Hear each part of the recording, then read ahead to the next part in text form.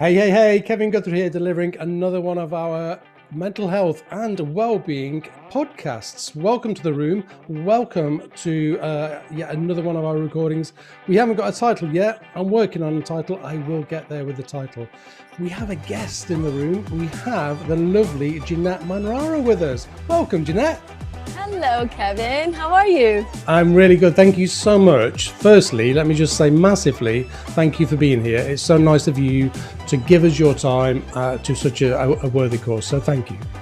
Oh, it's my absolute pleasure. It's something that is very close to my heart. So I'm excited to chat with you today.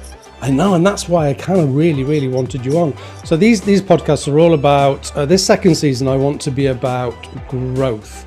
When I come up with a title, I want something around growth. It's all about personal growth and people being the best possible versions of themselves that they can. And I know that you have a really keen interest, because I've seen some of your work online. You have such a keen interest in this area. My first question for you was just we should tap into where we're at right now, because we are right in the middle of a lockdown yet again. How's your year been? Well, ups and downs, I think, like most people. Yep. 2020 started wonderfully. I was on the Strictly Come Dancing live tour. Yep. And I was dancing with the champion at the time, which was Kelvin Fletcher. Yep. And we won the tour, so I was over the moon. And then we went straight into rehearsals for mine and Ali Ash's tour, which is called Remembering the Oscars. Yep. We choreographed the whole show, and then the day before we were meant to start the tech rehearsals, which is just a couple days before you open, the country went into lockdown and we had to postpone the show. And it kind of was a big realization that this COVID was not going to be going away anytime soon. And I think I went through a little bit of a tough time, because at first, I think, like most of us, I went through some kind of denial. Oh, this is going to blow over. Yeah. They're just taking it over the top, it's going to be fine. And then all of a sudden, real serious businesses and shows were all closing down. The West End closed down. And so that was scary. But in a strange way, I found a couple weeks into lockdown, I found this kind of peace with, oh my gosh, I've never had the opportunity to just be home. Yeah. Ali Ash and I bought this flat that we live in, our home, in 2018. Mm-hmm. And it was in the middle of the semifinals week of Strictly Come Dancing. That's when we moved in. I don't know why we chose that week, but we chose that week. Perfect timing. Yeah, perfect timing. And then after that, we went straight on to touring, because that's what we do the other 6 months of the year that we're not on Strictly. And then Strictly came back around again, and then I went back on tour again. And so we never had the opportunity to kind of make our home feel like home. I hadn't even finished fully unpacking some things, and I hadn't even finished picking the things that how I wanted to decorate it. So it was kind of really nice to just be Ali Ash and Janette, not the Strictly dancers, not the individuals that were on the road all the time, go, busy. It was nice to feel a sense of normality of what a husband and wife at home cooking and sitting down and relaxing would do. And in 10 years that we've been together, we'd never done that, because we've always just been so busy. And he's from Slovenia and I'm from Miami, so we've never actually found, we're a bit like gypsies. We're moving around all the time. And we never really had a place that we could call our home, and that felt home. And that was one of the most magical things that I took from lockdown 1.0. We're at lockdown 3.0 now, is this sense of home with my husband.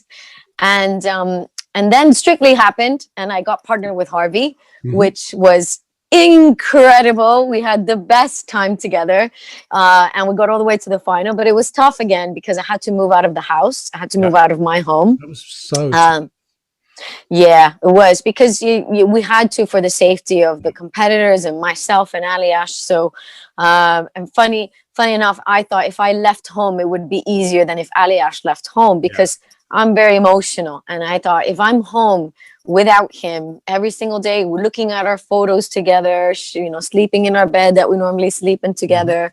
And without him, I think this is going to be very emotionally difficult for me.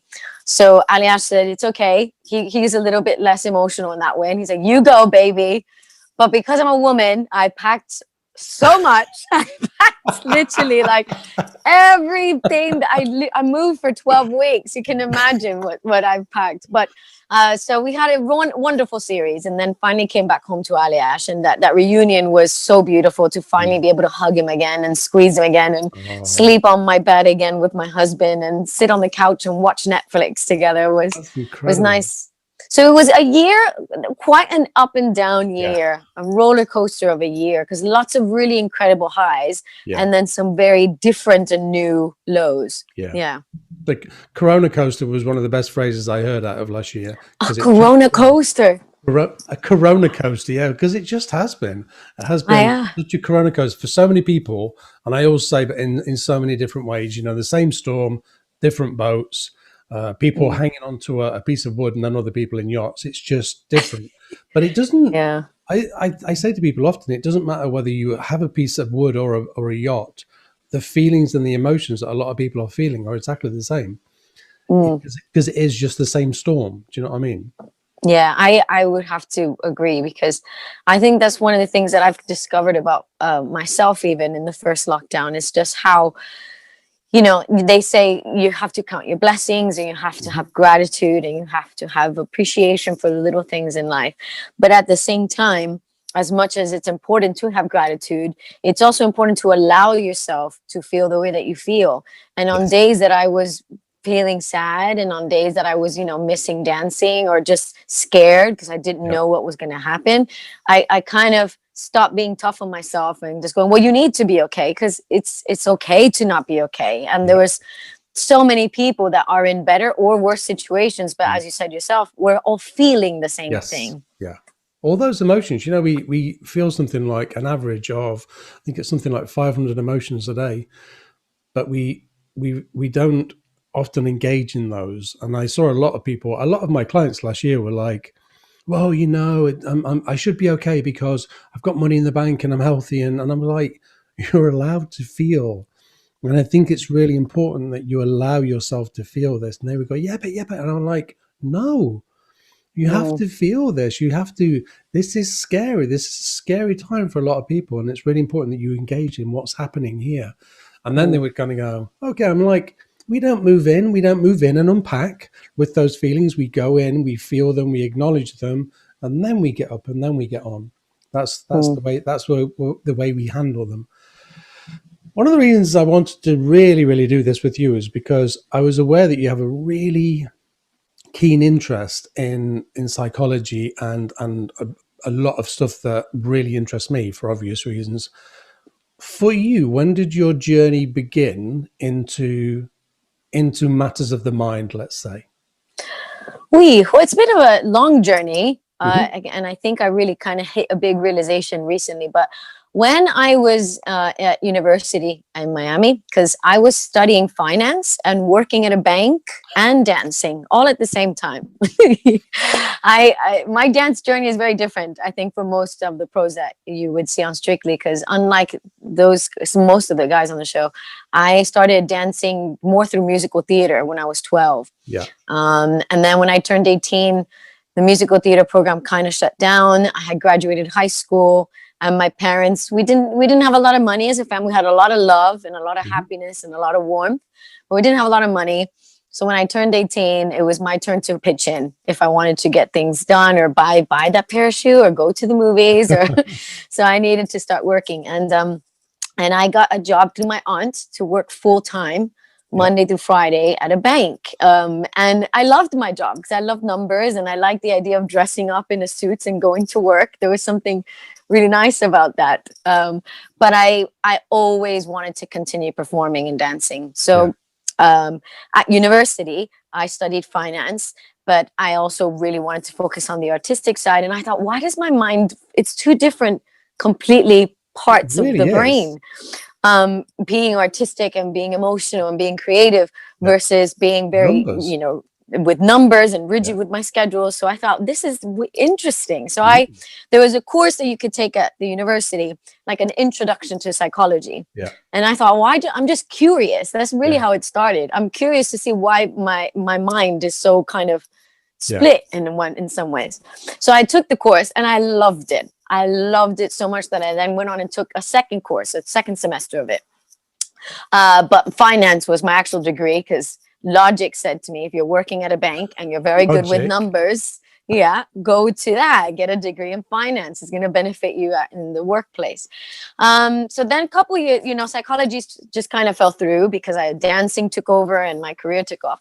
But when I moved to Los Angeles, I was working with an acting coach, and he studied a technique called Stanislavski's technique. And in this specific technique of acting, you are meant to draw upon your own personal experiences. Right. And you can go as far back as childhood or as close as to what you were doing on the way to come into the session. And in speaking with him, again, it was just kind of this journey of my mind and my thoughts and my feelings. And, if I had a specific character that I needed to portray in one of the scenes that we were working on, what part of my past or my thoughts or my feelings or my story could I bring into this character? So yet again, it was another instance in my life where I thought, gosh, the mind and the psychology of how it all functions is really relevant to what I'm doing at the moment. So I picked up a little bit on it then as well. But then, of course, lost touch with it, because then touring and dancing and moving to London and all the beauties of my successes. And I'm so, so blessed to have kicked off. But then lockdown 1.0 happened. And I was very nervous. I was very scared. I was very anxious. I was sad. I had all of those emotions going through. But at the same time, I was optimistic and I was cheerful and I was hopeful. And I was trying to convince myself that, there, at the end of the road, at the end of the tunnel, there's going to be a light there. And this is only temporary. So I thought, you know what, this is a good chance for me to focus on my thoughts and my feelings and my emotions. And I just ran across a couple articles on well-being. And a friend of mine, Ashley Roberts, she's one of the Pussycat Dolls. She's a very dear friend of mine. And she's a really big ambassador for mental health. And we've started getting to talking about how we were both feeling and our thoughts. And she took this course that Yale University offers. Yale University is one of the biggest universities in the USA. And they have a course that's called The Science of Well-Being. And it's mostly about positive psychology, which is a very new form of psychology that has come into play. And so it focuses on the thoughts of how we can kind of bring more happiness into our lives, and the tools and different things that we can use to, instead of solely focusing on the negatives of our thoughts or the negatives of our feelings, what we can do to get more of the good things, more of the happiness. And so I took the course, and then I was like, oh, I'm stuck now. I loved it. I loved learning about it. I loved learning, because it's very, I applied it to myself. I started taking all the things that I learned from the course and applying it into my own life. And then I felt that I started feeling better. And then I started feeling, I still had those days that I was down, but overall my mental well-being felt like it was in a much better place than when lockdown originally started. So then Strictly happened, and I couldn't, there's no time on Strictly to focus on any extracurricular work because you have no time. So I've just now picked it back up again the last few weeks, and I'm currently in the middle of a second course now. And this second course is a little bit more intense. It's a diploma on, well, not diploma, it's like an online certification on health and well-being. So it encompasses all of it, the body, the mind, and it's very interesting. I absolutely love it. I wish I could show everybody that's listening, but I'll show you. This is my journal with all my notes, and it's completely full. It's completely full. That's amazing. Because I really, really like it, really find it joyful to learn about it. And I feel like the more and more I learn about it, the more and more I learn about myself, the more and more I can help my marriage or my relationship with my friends and my family. And I've only seen really positive, beneficial things coming out of me trying to learn more about the whole subject. It just sounds like an amazing way to kind of tap into your own self-development. So here's a question that's just come to me. Out of your kind of first season in there, what was the most learned or profound thing that you learned? In the first instance, when I started learning it.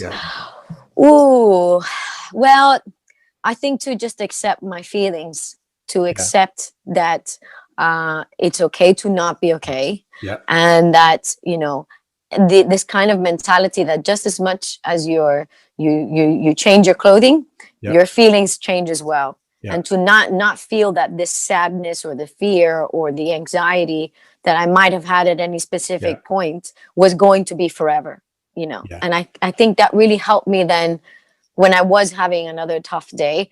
It just helped me cope with that day better, because I knew in my heart and I knew in my thoughts, well, this is going to change. Tomorrow is going to be a new day, and hopefully tomorrow will be a better day, Yeah. And I think that's what I took more than anything from that first course. Yeah, which is, firstly, an amazing piece of learning.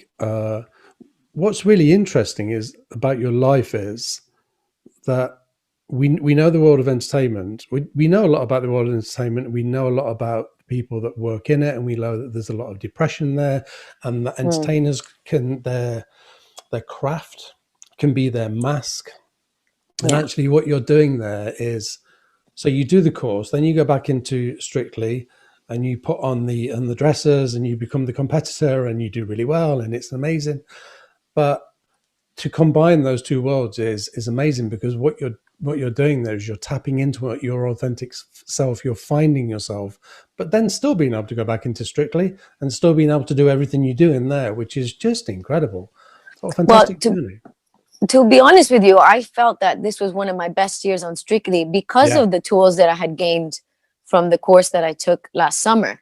I was able to deal with the pressures of the show. I was able to deal with the pressures of the show. This year was so different because of the virus. Of course. And I was also not home with my husband, which I feel like if I didn't have those kind of tools that I brought with me, or the self-discoveries that I had made about myself, if I had not done that, I don't know how this series would have been. Yeah. So I really genuinely think that this is not only something that I applied to my personal life, but I'm also applying it to my career and to my work. And when it comes to being creative, I think us creatives, it's the truest version of ourselves is when we are creative, because you're kind of exposing what art is a form of expression, and dancing is a form of art. Yeah. So when I'm dancing or when I'm choreographing, I'm sharing a part of me that is very, very deep and very personal. Yeah. And because I have been doing all this kind of self-work and kind of self-discovery, let's say, when I danced this year, I felt like even I was dancing differently, because I was dancing from an even truer place. More authentic. Yeah. Yeah. Yeah. But you would be able to dance from a more authentic place because you had tapped into that. And actually, when I think about the journeys that people go through in this room, not particularly at the minute, but a lot of it is about authenticity. And I have people arriving all the time that go, I have no idea who I am. Who am I? And they could be 40 and 50 and 60, and they go, I feel like I've been this person all of my life, but I don't know who that is. I don't know who the true part of me is. So authenticity and finding your own authenticity is it can be a really profound moment, but it's not like a defining moment. It's like a journey. Go on. No, I was going to say, I feel like that journey kind of never really ends. No, not at all. Yeah. Not at all. It's like with my journey, when I think about authenticity, it's always about, I just want to be authentic. I just want to be authentic, and more and more and more. Me and Les were talking the other day, and I think I made my first quote up, and now I can't remember what the quote was, but it was about I know. I should have written it down. I really should have written it down. Just missed it. It was about recognizing, as you become more authentic, you begin to recognize authenticity more in other people. But if you don't have your authenticity, then you don't recognize it in people around you. It was something to do with that. And I was like, yeah, the more you tap into your own fountain of authenticity, the more you can look at the people and go, yeah, I'm not feeling it there. I'm not quite feeling it. I think it's kind of that self-awareness, isn't it? Because when you become more self-aware of the things that, for example, you like or don't like, the things that make you happy or don't make you happy, then you're better able to assess when people or situations around you are coming in, because you know yourself better. You know yourself so well. Like, I think that's another thing that I to be honest with you, I kind of learned I love that word is to kind of, I don't want to say get, push away or distance myself from, but there were certain relationships with people that were a bit toxic for me, that brought out a side of me that maybe wasn't Yeah. my favorite side of me, or made me feel a certain way. And Yeah. and they're probably wonderful people, but when I was with them, or the relationship that I had, Yeah. I didn't like something about myself. So that in itself led me to kind of, in a strange way, almost filter out Yes. the people that truly enlighten me, that truly love me, that truly want what's best for me, Yeah. and vice versa. And those relationships just became richer from that. Yeah. One of the downfalls from self-exploration and self-growth and self-development, and again, I see it all the time in here and with myself over the years, the amount of people that have fallen by the wayside because they have to. And then when I'm working with clients in here, they go, I'm really struggling with people around me, or I'm really struggling with my partner or my husband and I'm like, and they've been through some amazing personal development. And I'm like, one of the downsides to personal development is that you will lose people. It's one of those It's things just, that, it is. yeah, you are both on the same level of emotional intelligence, and then all of a sudden you grow, and all of a sudden you don't match anymore. So sometimes we just have to let people. But it is sad. It's really sad when that happens. Yeah. But if you truly want to go through the self-development, then you will let the other people go because they just have to. I see therapists talking about it all the time when they go, is it true that when I go through this training that I'm going to separate from my partner or my husband? And a lot of people say, not always, but it does Yeah. happen quite a lot, because as you train to be a therapist, you just you just have to keep going up and up and up. And quite often you lose people on the way. But for me, Aliash and I are best friends, so luckily I yeah, tell him everything that I learned, and he listens. He doesn't apply everything himself, but he listens to me, and he's my number yeah, one cheerleader. He's so happy that I'm yeah, found something that in it brings me so much joy, and that I'm excited about, and that is yeah. different from dancing. But yeah, you're right. I think, and then every now and then I say to even Aliash, I go, you should try this, or tomorrow morning when you wake up, what's your routine, baby? When you wake up, do you have a routine? And it's just like laughing. It's bedtime. We need a bedtime routine now because it's good for our well-being. He's like, he just goes with me on the journey. It's so funny when you learn things like that and you're desperate for other people to do it, because you get so excited by it, don't you? Yeah. You get so excited and you're like, please try this, and the truth is they have to try it when they're ready Yeah. in their own time. Where would you like, do you have a goal, or where would you like this to take you? Well, I have my big dream. My big dream someday, which is a big one, is to have my own talk show. And I Nice. want to base it all around just pure joy and happiness, Yeah. and have guests and guest speakers that discuss, just good things, and celebrities to come in and talk, but only about the positives of their lives, and or things that they've learned, or their newest projects that they're working on, but with a really big focus on just overall well-being. That is my biggest dream. Yeah. Because for me, dancing, I'm 37 now, and I want to dance forever, and I am going to dance until my legs can't dance anymore. So that's always going to be there. But I'm thinking now of starting a family. Aliash and I really want to become parents, and this is a big conversation for the two of us. And I feel the more and more I'm learning about well-being, the more and more excited I am about becoming a parent, because I can't wait to be a mom, really, to kind of take my learnings down into my children. But I think my biggest goal with well-being is to just continue learning about it, and hopefully continue sharing it. You said something that I that really touched me, because you said, I just love learning about happiness and sharing that with people, and giving them as much information as I can on wellness and well-being. And that's exactly how I feel. I think I've got such a platform with Strictly, and I'm so lucky to have that platform.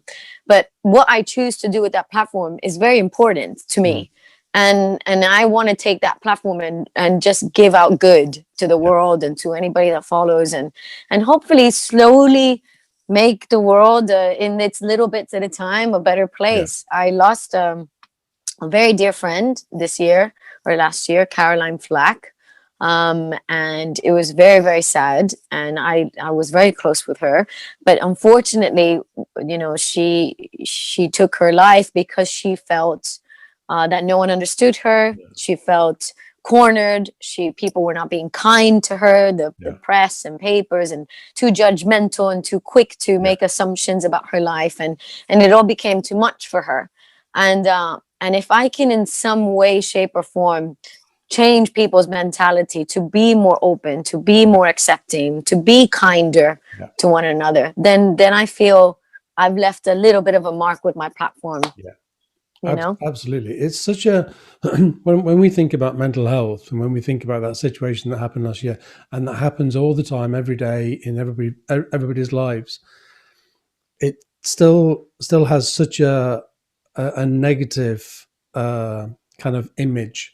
And one of the things that I try and do with my work is change. I want to change the image of mental health. I want to change the image of people going into therapy.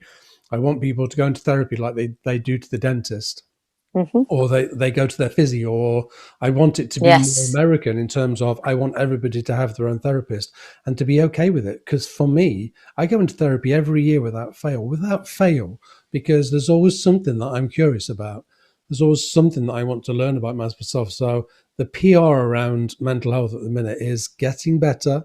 It really is Mm-hmm. much better than it ever was, but there's still a long way to go. So as we don't have instances like we did last year with Caroline. Yeah. And I think you said it then. People have this kind of taboo that if you go and Yeah. see a therapist, something's wrong. But I see it the same way as you. I feel like the same way I have to work out to keep my body in shape Yeah. and my muscles going. Your emotions and your feelings and your thoughts, they also need to be Yeah. kind of looked at and taken care of. Yeah. The mind is the biggest muscle in our body. It's an important one to take care of, really. I always think, and it astounds me when I heard somebody say earlier on today. It feels like it comes from Les's mouth, and I can't remember who it was. It wasn't. He didn't say this, but it was like, I haven't got time for mental health. And whenever I hear Oh, that, I go, it's the most important thing. it filters everything. It operates our lives, because if this isn't kind of on point, so to speak, or at least partly on point, then it affects every decision that we make, from what we Yes. wear to what we say to how we behave to the choices Mm, we make. This has to be on point. In the same way that mm, if I don't go to a dentist regularly, it really affects my teeth, and then yeah. affects what I eat, and then affects my digestive. You know what I mean? It just everything's interconnected. So Yeah. I, hey, I haven't got time for it. I'm like, we. I would begin to make time for it, maybe.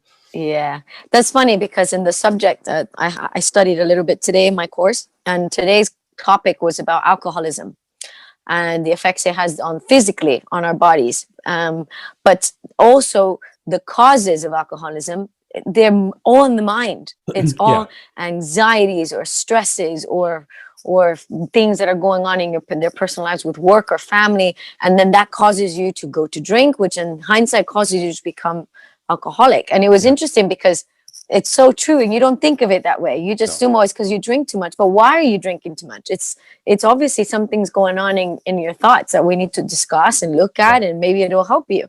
But people don't see it that way. They don't. no. So it's nice that hopefully we can slowly start changing that.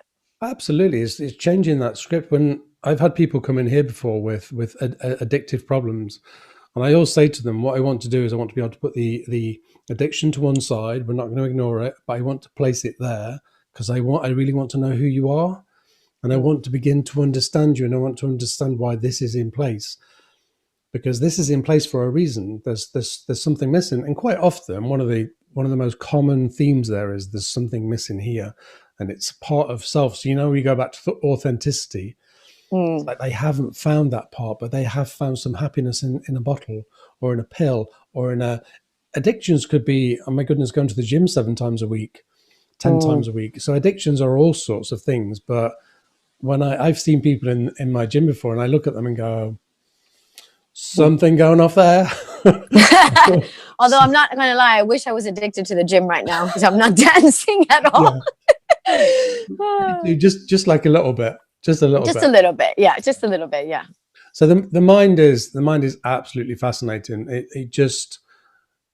I just love it. I love working Yeah. in this arena, and I feel a little bit like you in terms of the dance side. I feel honored to be able to do what I do, and that people can share their deepest and darkest. So a lot of the stuff that I do online, which is people can just access, I do it because of the love, and because honestly, I look at people and go, we can be happier through very, very small, simple changes. It's so simple. Yeah, and it really is. And I think now that I've applied just little things, like for example, I never had a routine because my life wasn't a routine. But now I feel even if I'm busy, I make sure to make time to meditate. I Yeah. make sure to make time to switch off my phone at a certain time of the day to just disconnect from that kind of Wow. technological aspect of life. I've picked up reading. I never used to read, and now I love reading. Mm. It's part of my nightly routine. So I think little things like that Yeah. have really made an impact on my mental health that Yeah. make me happier and make me more functional as well.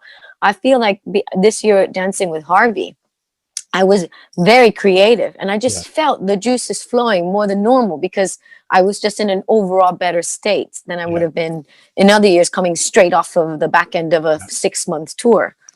Mm. So it feels like you're more in flow, and there's some really amazing books on flow, and flow is it's just about how the body is in sync with itself, and you just become more in flow. So when we come to creativity, it's about just allowing the creativity to come out of us. And because if we get blocked, a lot of people don't think that I'm creative, but I have such a crazy, crazy creative mind. It's unbelievable.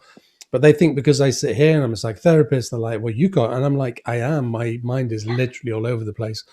And when I'm working with a client, I had to sit with my feet on the floor and I just sit with them. And then I allow my mind to go like this. Then I go, oh, we're here today. We're here today. Oh, let's talk about this. And I just have to let it happen. It's Nice. a little bit weird. It's almost like allowing something to take you over, but I'm imagining it's the same when you go to choreograph. You just have to feel it and just go, Mm. I know, let's do this or let's Yes. go there. But you have to be in flow to allow that to happen. Yeah, and using the word authenticity. The more I know about myself, and the more I'm kind of going through all these discoveries of who I am really and what I feel and think. I honestly genuinely feel like it's only benefiting what I choreograph or Yeah. only Yeah. benefiting me in the way that it has. I read a book that I don't know if you've read it. I've got it. Oh, it's not here on the side of my bed. I read a book called Big Magic Okay. by Elizabeth Gilbert. Yeah. And that book was probably one of my favorite reads of 2020 because she discusses I think it says a big magic life in creative living. That's what she says. Creative living is like and basically what she says in this book is that every single one of us as human beings has a creative side. Yeah. It's just how you choose to apply that and how much of it you tap into. Yeah. Some of us do it fully, as myself, with Strictly Come Dancing and dancing. Yeah. And then some, like yourself, even though you do the work that you do, you have a creative mind. And she explores how you can tap into that creative side of yourself when you're just, somebody that works in an office, a 9 to 5, and has 3 kids and, has a busy schedule, but that you can apply this kind of creative living into your life. And it kind of helps with this whole thought of flow within oneself. Yeah. Such a great book. I loved it. I would definitely. Big Magic. I would definitely. I've written it down so as I can check it out. I have one last question for you. I promise this is the last one. In terms of the people listening to this, what one tiny micro behavior exercise would you say to people? Please do this. It will make a difference to your mental health. One thing. That's a big question, isn't it? I know it sounds cliche and it's a word that's thrown around a lot, but if I could say that one thing that is important in order to find a little bit more of a happiness in our everyday lives, is just gratitude. Yes. You went there. You absolutely. So that was the word was in my head. And I was like, please say gratitude, please say gratitude. Gratitude. Yeah, because in moments when I'm upset about something, or things aren't going the way that I want them to go, let's say, I just take a second and I just count my blessings, and I just go, do you know what, Janette? I have a beautiful home. I have a happy marriage. I'm healthy. You just that moment of gratitude for the Yeah, things that I do have yeah, immediately changes my state of mind. yeah, Immediately. And some days that'll be easier than others, but I do find that even on the tough days, when I take a moment to just process my feelings of gratitude for the blessings that I do have in my life, it will help change my yeah. thoughts and my feelings for the day. Do you know the psychological reason for that? Why gratitude works? Maybe I've not gotten there yet. Very simply, we can't think negatively and positively at the same time. So when we go to a gratitude list, so let's say this is negative and it's like this and it's really big. And Yeah. when we start thinking, when we force ourselves onto the gratitude side, we force blood through to the other side, and this becomes bigger. They can't be big at the same time, and they can't have the same blood flow. So it literally goes like this. So when we practice gratitude, this one, a little bit like a muscle, gets bigger and stronger, and it becomes more natural to us. I do the same when people, I don't know, there's a lot of low self-esteem around and low self-value. And when I say to people, tell me what you value about yourself, sometimes people, they can't tell me. They literally cannot So tell me. sad. It's really sad. I was working with somebody yesterday, and oh my goodness, it was like nothing, like not one thing. So there's the piece of work that has to be done. But when we do that, we push blood from one side of the brain to the other, Interesting. which is just fascinating. And what I say to people about gratitude is, look for the smaller things.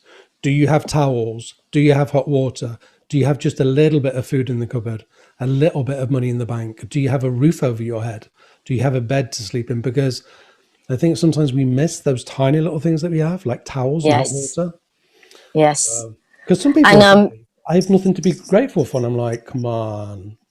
there's another word that I like to. Funny enough, tonight on my Instagram live that I do, I'm doing Instagram live chats every night at 7 p.m.